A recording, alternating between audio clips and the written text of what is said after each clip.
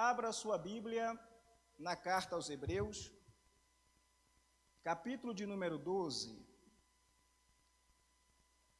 versículo 23, apenas a primeira parte, a parte A.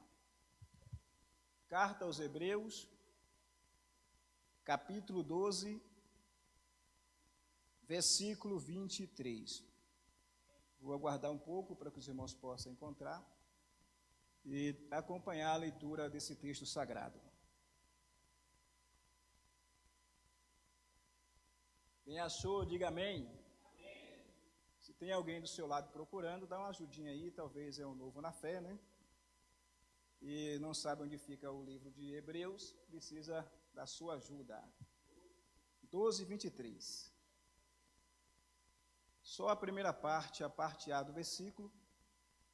Eu quero falar esta noite, irmãos, sobre o seguinte tema: a igreja do arrebatamento.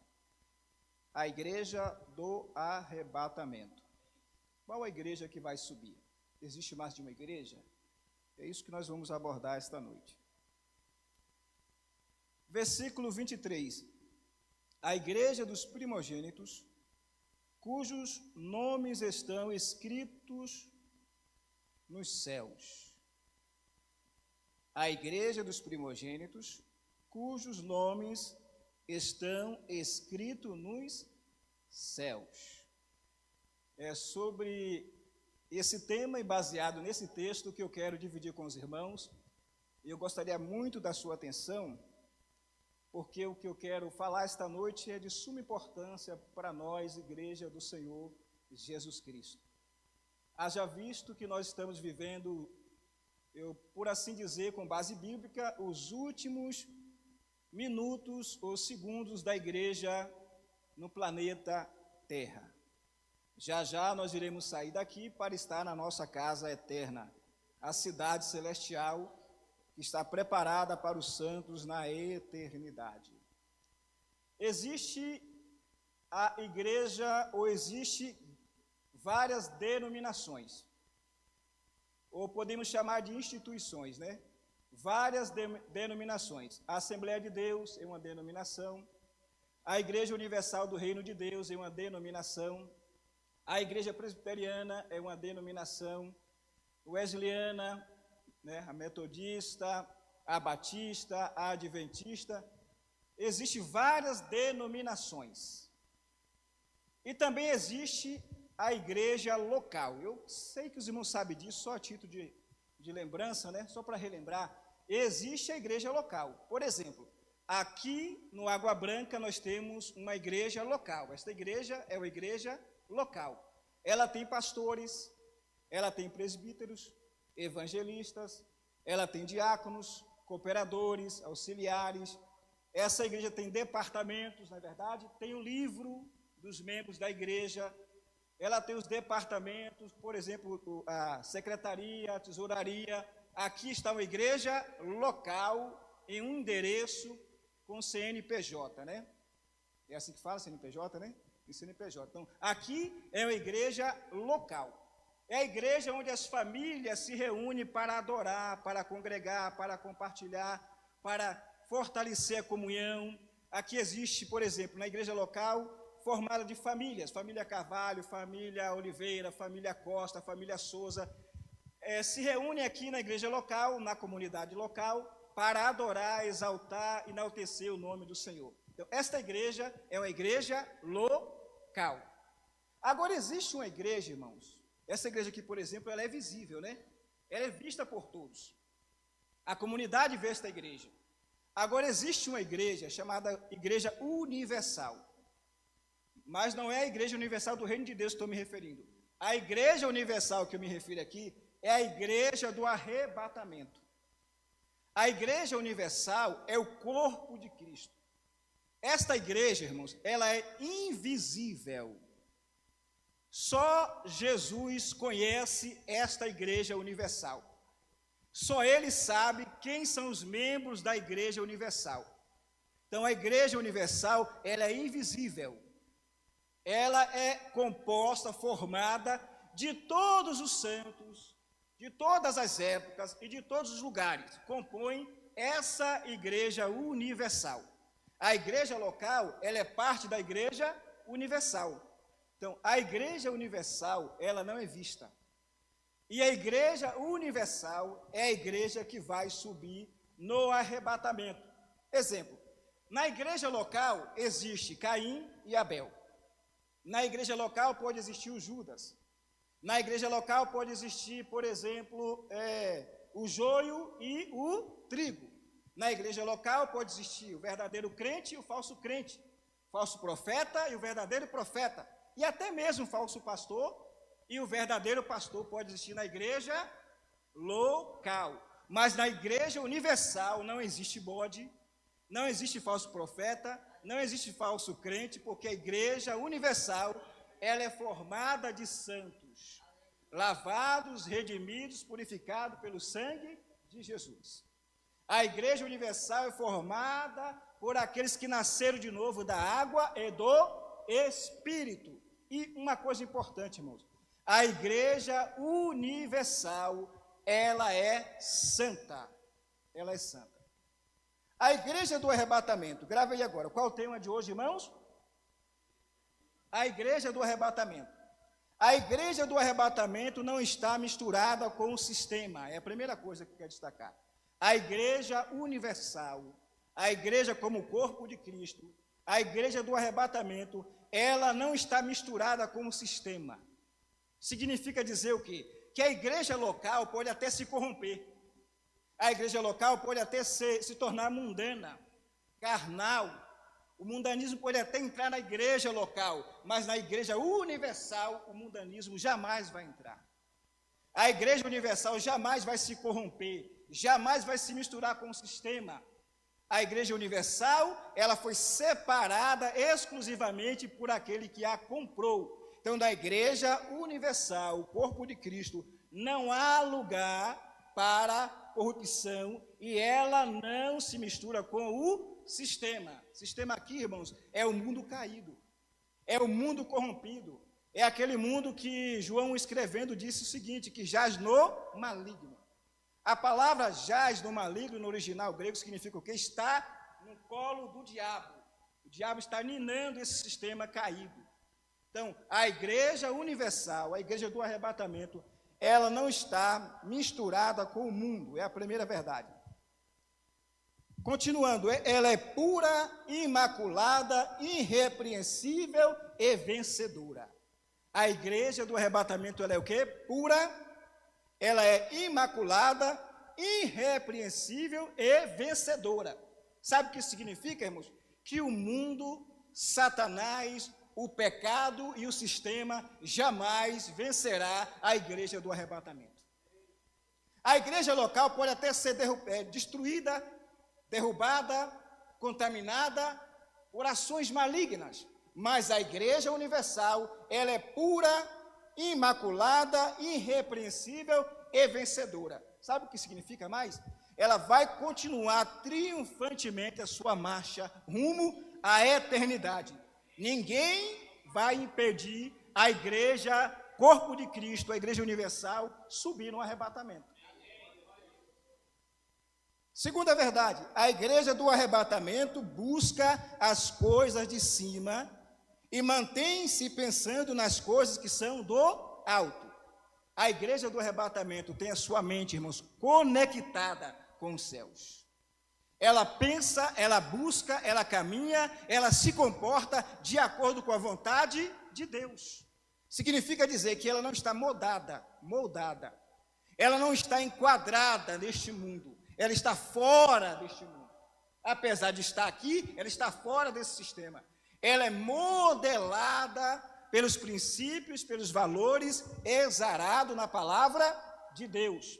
Ela não se comporta conforme os padrões do mundo, ela se comporta conforme o manual de instrução da igreja deixado por Cristo. Qual é esse manual? A Bíblia Sagrada. Então, a igreja que vai subir no arrebatamento, ela está no mundo, mas ela não é do mundo. Ela está aqui, mas não fica pensando nas coisas daqui. A sua mente está antenada, conectada, ligada à eternidade. Ela está aqui, mas não vive olhando para baixo. A igreja do arrebatamento não fica olhando para baixo. Ela não olha só na horizontal, ela olha na vertical, ela olha para cima, esperando a qualquer momento o arrebatamento. É a igreja universal, é a igreja corpo de Cristo. Amém? Quem está entendendo, diga amém. Muito bem. A igreja que vai subir no arrebatamento, ela se mantém firme na verdade. Agora eu quero destacar 5 características da igreja do arrebatamento. Anota aí. 5 características da igreja do arrebatamento. Primeira característica, ela se parece com Jesus. A igreja do arrebatamento, ela se parece com quem? Ela se parece com Jesus. Ela não se parece com o mundo. Ela não está casada com o mundo. Ela não está casada com o sistema. Ela se parece com quem? Com Jesus. O que significa parecer com Jesus? Se a igreja do arrebatamento, a igreja universal, o corpo de Cristo, ela se parece com Jesus, o que significa parecer-se com Jesus? É falar como ele fala, é andar como ele anda, é vestir como ele veste, é ver como ele vê, é enxergar como ele enxerga, é testemunhar como ele testemunhou. Esta é a igreja que se parece com Jesus, ou seja, ela não se parece com o mundo, irmãos. Ela não é identificada com o mundo, ela é identificada com Jesus. Sabe o que significa? Ela traz a identidade de Cristo nela. Ela possui as credenciais de Cristo.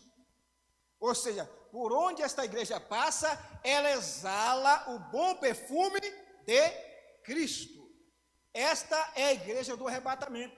É a igreja que faz a diferença no mundo, mesmo sendo invisível. Mesmo não sendo percebida pelo mundo, mas ela faz a diferença no mundo. Esta é a igreja do arrebatamento. Ela se parece com Jesus. Quem pega o microfone, por gentileza? Vamos ler um texto. É um culto de estudo, então vamos ler a Bíblia, né? Eu quero que alguém, por gentileza, pegue o microfone para ler um texto para nós. Tem um microfone sem fio aí, pastor Paz?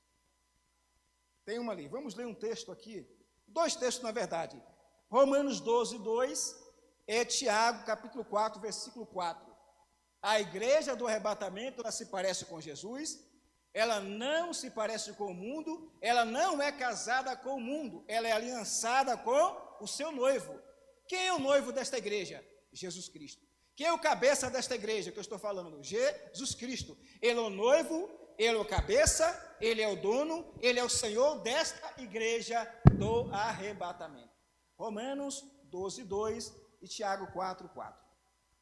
Quem achou pode ler. Quem achou, levanta a mão. O Cleito, o presbítero Cleito. A paz do Senhor. Amém. Tiago 4, 4. Adúlteros e adúlteras, não sabeis que a amizade do mundo é inimizade contra Deus? Portanto, qualquer que quiser ser amigo do mundo, constitui-se inimigo de Deus. A igreja do arrebatamento não é amiga do mundo, irmãos. A igreja do arrebatamento é amigo de quem? É amiga de quem? Amigo de Cristo, ou amiga de Cristo. Ela não tem aliança, ela não compactua, ela não anda na mesma direção do mundo. Isso é importante. Ela anda na contramão do mundo. A igreja do arrebatamento nunca vai estar alinhada com o mundo, aliançada com o mundo. Ela sempre vai andar na contramão do mundo. E uma pergunta: quem aqui tem certeza que faz parte da igreja do arrebatamento? Amém. Romanos 12, verso 2. Não se amoldem ao padrão deste mundo, mas transformem-se pela renovação da sua mente, para que sejam capazes de experimentar e comprovar a boa e agradável e perfeita vontade de Deus. Olha só, a igreja do arrebatamento, muito obrigado, irmãos, ela passa constantemente por um processo de evolução, de transformação, de tal maneira que ela tem prazer na boa, perfeita e agradável vontade de quem? De Deus. A igreja do arrebatamento está preocupada em agradar quem? A Deus e não ao mundo, irmãos. Quando você vê essas igrejas locais querendo agradar o mundo, querendo abraçar o mundo, querendo imitar o mundo, ela já está cortada da igreja do arrebatamento. Isso é perigoso. Quantas igrejas locais, denominações, que outrora era exemplar, mas com o passar dos anos, ela se aliançou com o mundo, se corrompeu, se tornou parecida com o mundo, querendo agradar o mundo, perdendo assim o seu lugar, a sua posição no corpo de Cristo, que é a igreja do arrebatamento. Continuando, qual a primeira característica da igreja do arrebatamento, irmãos? Ela se parece com quem? Aí eu lembrei de uma pessoa aqui. Eu lembrei de Pedro. Apesar que o paralelo não cai muito bem, né? Porque Pedro era cheio de imperfeição, né? E a igreja do arrebatamento, ela é perfeita, sabia disso? A igreja do arrebatamento, ela é perfeita. A igreja local, ela é imperfeita. Por quê? Ela é formada de pessoas que são imperfeitas. Mas a igreja universal, que vai subir no arrebatamento, ela é perfeita. Mas eu, só a título de lembrança, Pedro estava em uma situação delicada, e ele negou Jesus quantas vezes? 3 vezes. Antes que o galo, ele negou Jesus 3 vezes. Mas um detalhe chama atenção, que ele foi andar, e ele foi falar, e uma criada disse o seguinte: você se parece com ele, você fala como ele, você anda como ele. Pedro caminhou tanto tempo com Jesus, que acabou se parecendo com Jesus. Você vê aí os pastores da Universal, né? Querendo falar mal, mas eles imitam até a mão torta do seu líder, né? Não, você já viu? Eles imitam também a mão assim. Eu já vi, eu fico observando. Não, eles imitam. A igreja, Pedro andou tanto tempo com Jesus que ele passou a imitar não só o jeito de andar, de falar, mas até o rosto de Pedro se tornou parecido com Jesus. O que é que eu quero dizer com isso? Que a igreja do arrebatamento, irmãos, ela não se confunde. Ela não se parece com qualquer outro, ela se parece única e exclusivamente com Jesus. De tanto andar com ele, que ela se parece com o seu mestre. A segunda característica da igreja do arrebatamento, ela é santa. A igreja do arrebatamento é santa. E santo aqui, irmãos, é muito amplo, e o tempo não dá para falar isso. Se fosse falar só de santidade aqui, seria pelo menos 1h30, só para falar sobre santidade. Mas a igreja do arrebatamento, ela é santa. E não santa só no sentido de separar. E quando a gente fala de santidade, qual é o primeiro significado que vem à nossa mente? O primeiro significado, separação, separado. Mas a igreja do arrebatamento, ela é santificada, primeiro, pela presença do Espírito Santo. A igreja do arrebatamento, ela é morada do Espírito. O Espírito habita na igreja do arrebatamento, ele conduz a igreja do arrebatamento, ele fortalece a igreja do arrebatamento, e dessa maneira ele vai santificando a igreja do arrebatamento. Então a presença do Espírito Santo torna a igreja do arrebatamento santa. Então qual é o primeiro elemento santificador da igreja do arrebatamento, irmãos? A presença do Espírito Santo. Agora existe o segundo elemento, que também santifica a igreja do arrebatamento. Qual é o segundo elemento? A palavra de Deus. A palavra de Deus santifica a igreja do arrebatamento. Ela é santificada, burilada, purificada pela palavra, porque ela tem a palavra, ela possui a palavra, ela prega a palavra, ela vive a palavra está nela, a palavra faz parte dela, implantada nela, por isso ela é santificada pela palavra. Agora existe um terceiro elemento de santificação da igreja do arrebatamento. Primeiro, você já sabe, né? É a presença a igreja é a presença a segunda, a palavra de Deus. Mas existe outra coisa. Existe uma santificação chamada posicional. O que significa santificação posicional, irmãos? O fato da igreja estar em Cristo, ela se torna o quê? Santa. Então a igreja está em Cristo. Lembra de, acho que é João 15, né? Diz que Cristo está em nós estamos em Cristo e Cristo em nós. estamos nele e a sua palavra está em nós. Então, o fato de a igreja do arrebatamento estar em Cristo, ela se torna santa. Então, a igreja do arrebatamento, ela é santa, santificada pela presença do Espírito, santificada pela palavra e santificação posicional. Abra, por favor, aí agora, Eclesiastes, capítulo de número 9, versículo 8. Eclesiastes, capítulo de número 9, versículo 8. Veja esse texto, como ele é interessante. Se alguém tiver a Almeida corrigida e revisada, essa é boa. Eclesiastes 9, 8. Quem achou, pode ler, por gentileza. Em todo tempo, seja alvo a tua roupa, e nunca falte o óleo sobre a tua cabeça. Olha só, obrigado, abençoado. Mas falou forte mesmo, hein? Se eu tivesse uma voz dessa aí, eu era locutor. Que bênção, hein? Em todo tempo, seja alvo os teus vestidos, e nunca falte óleo sobre a tua cabeça. A igreja do arrebatamento, irmãos, ela tem veste santa. Em todo o tempo ela está vestida com um manto de santidade e nunca vai faltar óleo sobre a cabeça da igreja do arrebatamento. Pode até faltar óleo na igreja local. Isso acontece em muitas igrejas. Pode até faltar azeite na igreja local. Não deveria, mas pode. Pode até faltar veste de santidade na igreja local. Mas a igreja do arrebatamento sempre vai estar vestida com veste de santidade. Ela sempre vai ter óleo sobre a cabeça. Óleo ou azeite é símbolo de quê, irmãos, da Bíblia? Do Espírito Santo. Significa o quê? Que a cabeça da igreja está sempre ungida, iluminada pelo óleo do Espírito Santo. Esta é a igreja que vai subir no arrebatamento. Ainda falando sobre santidade, ela tem uma linguagem santa.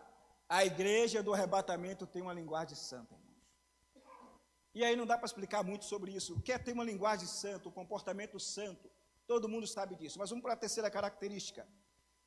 A terceira característica da igreja do arrebatamento, ela é fiel. Eu não estou dizendo nada que você não saiba, né? Tudo isso aqui você sabe, só para relembrar. A terceira característica da igreja do arrebatamento, ela é fiel, que significa ela não se vende. A igreja do arrebatamento, a igreja universal, a igreja que é o corpo de Cristo, ela não se vende, ela não negocia a sua salvação, ela não negocia a sua unção e ela não negocia a sua posição em Cristo.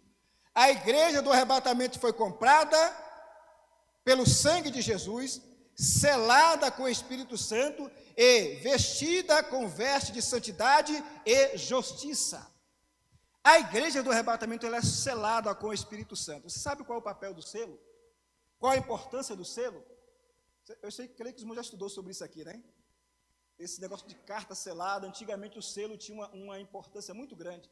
Quando o rei selava uma pedra, selava um documento, um real, significa que tudo que estava ali tinha autoridade e tinha que ser o quê? Cumprido. Significa que aquele livro não poderia ser o quê? Violado. Não poderia ser, como é que eu diria? Além de violado, qual outra palavra que tem? Me ajude aí, que fugiu da mente agora. Violado,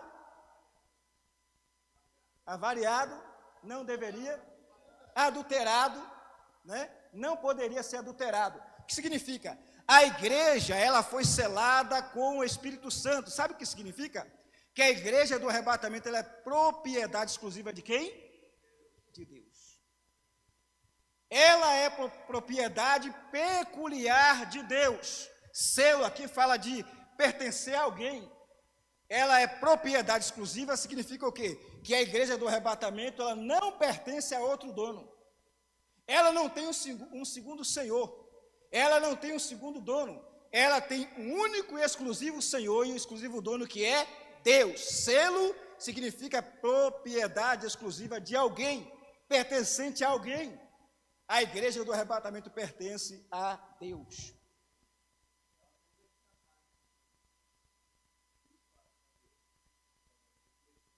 Tem um destinatário, exatamente. Toda carta selada tem um destinatário, a igreja tem um destinatário, né? Muito bem lembrado. A igreja do arrebatamento, ela é fiel, ela não se vende e ela não trai o seu noivo. Ela será fiel até o fim. A igreja do arrebatamento na Bíblia é comparada à noiva. E noiva aqui significa que essa noiva está comprometida, aliançada antecipadamente, e que jamais esta igreja vai trair o seu noivo. A igreja local pode trair, irmãos, a Cristo. Ela pode abandonar Cristo. Ela pode expulsar Cristo para fora do seu meio, do seu seio. Lembra da igreja de Laodiceia? Onde estava Jesus na igreja de Laodiceia? Do lado de... Quando a gente prega esse texto aqui, pregamos geralmente para quem? Para os pecadores, né? Que ele está à porta, batendo o coração do pecador. Isso é verdade também. Mas naquele texto, ele está do lado de fora da igreja. Só que um detalhe, ele foi expulso da igreja, mas ele não se retirou de uma vez por toda da igreja de Laodiceia. Ele ficou à porta, batendo e dizendo o quê? Eis que estou à porta e bato. Veja só, isso aqui é importante. O verbo bater significa que ele não é invasor. Ele não chega arrombando a porta, derrubando a porta. Ele bate. Eis que estou à porta e bato. Se alguém ouvir a minha voz e abrir a porta, significa o quê, irmãos? Que a igreja local pode expulsar Jesus para fora. Pode mandar ele embora a qualquer hora. Mas a igreja do arrebatamento jamais expulsará Jesus do meio dela, do seu seio. Ele sempre vai estar no centro da igreja do arrebatamento. Tudo na igreja do arrebatamento gira em torno de Cristo. Cristo é o Senhor, tudo vai convergir para Ele. O louvor é para Ele, a glória é para Ele, a adoração é para Ele, o aplauso é para Ele, não é verdade? A reverência é para Ele, o temor é para Ele, porque Ele está no centro da igreja do arrebatamento. Na igreja local, podemos até aplaudir os homens. Não devemos, podemos até adorar os homens, os pregadores, os grandes mestres, os grandes pastores. Podemos até louvar, reverenciar, não é verdade? Perder o foco, mas na igreja do arrebatamento, um só é adorado. Um só é glorificado. Um só é reverenciado. Um só é aplaudido. Quem é ele? Jesus Cristo. Porque a igreja do arrebatamento é fiel ao seu noivo e ao seu dono. Essa é a terceira característica. Só para relembrar. Primeira, parece com segunda. E terceira, ela é fiel.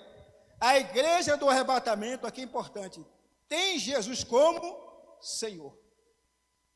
A igreja do arrebatamento tem Jesus como Senhor. A igreja não tem vários senhores, mas apenas um. E esse é Jesus Cristo Nazareno. Mais um texto agora. Apocalipse capítulo 19. Esse texto é lindo, irmãos. É um texto que eu amo de verdade. Esse texto é muito bonito. Apocalipse 19, 16. Veja que texto bonito.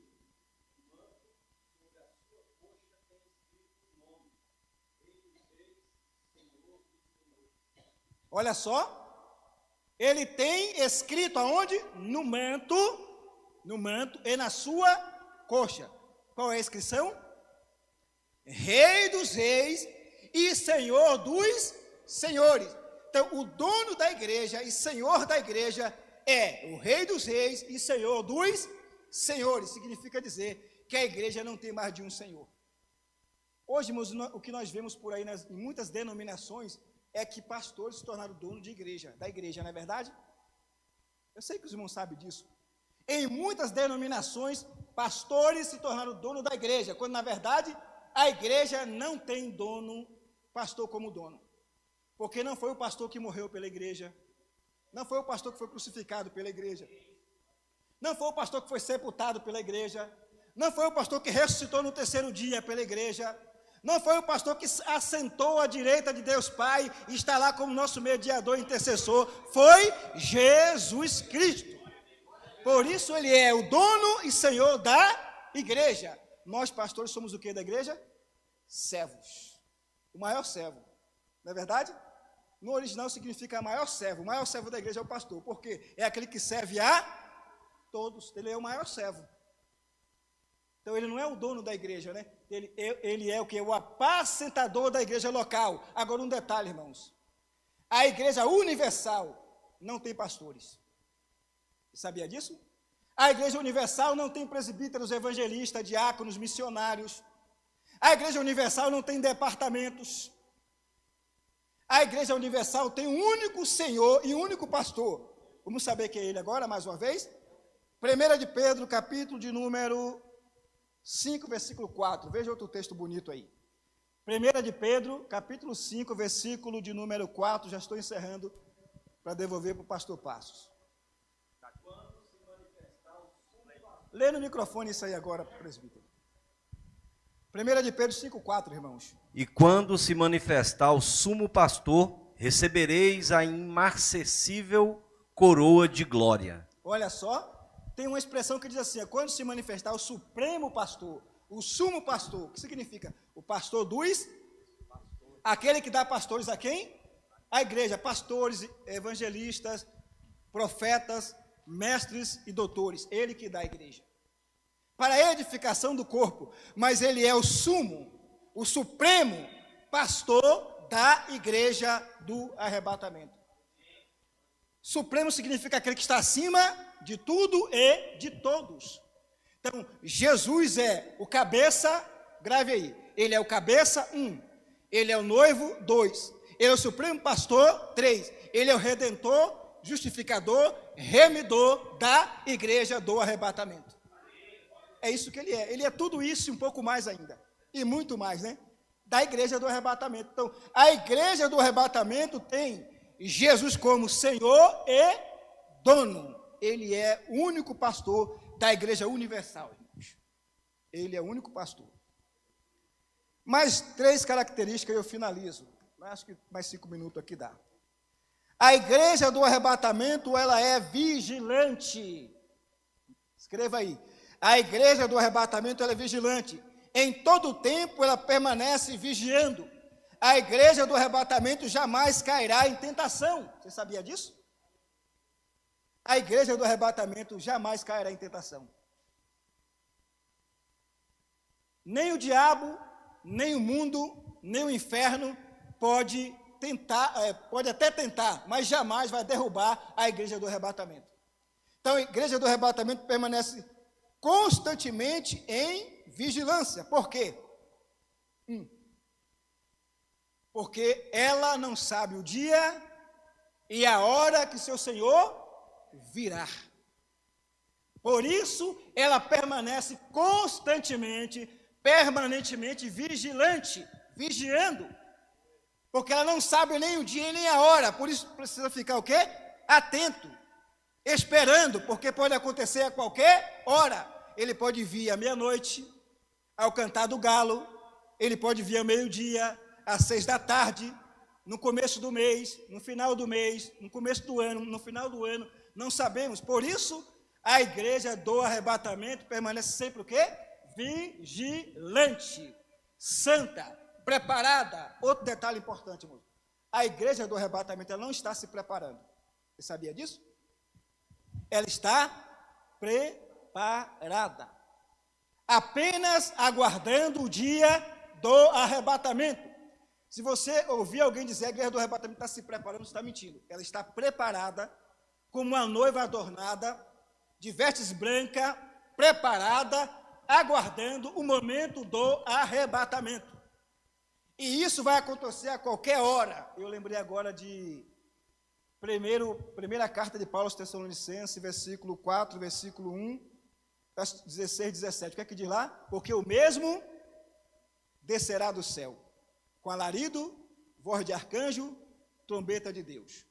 Os mortos em Cristo ressuscitarão primeiro, depois nós que ficarmos vivos seremos o quê? Transformados e arrebatados, e juntos encontraremos o Senhor nos ares. Aqui tem um detalhe importante. A igreja do arrebatamento vai encontrar Jesus aonde? Significa que ela vai se reunir um dia nos ares para encontrar o seu Senhor, o seu noivo. Isso é muito profundo, irmãos. A igreja universal, ela vai sair da terra para encontrar Jesus aonde? No céu. Por que não vai ser nenhum monte? Por que não vai ser em algum lugar do espaço da terra? Por que vai ser nos ares?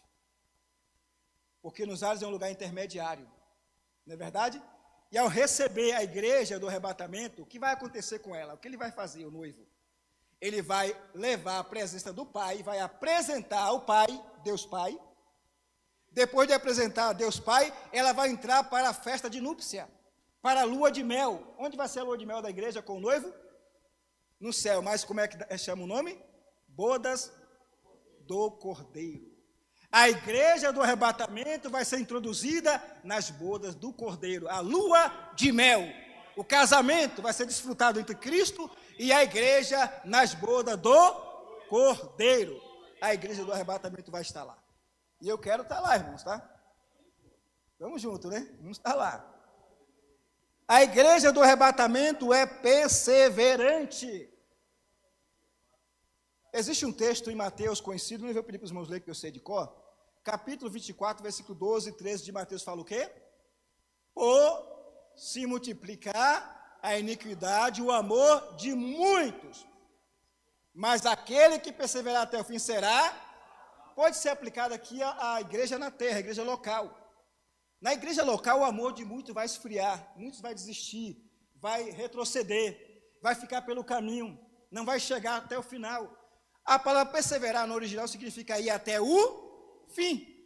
Então, agora, mesmo que a igreja local pare e desista, ou alguns crentes fiquem pelo caminho, seja tomado pela iniquidade e esfrie seu amor, a igreja do arrebatamento jamais perderá o amor e o calor do amor por Cristo.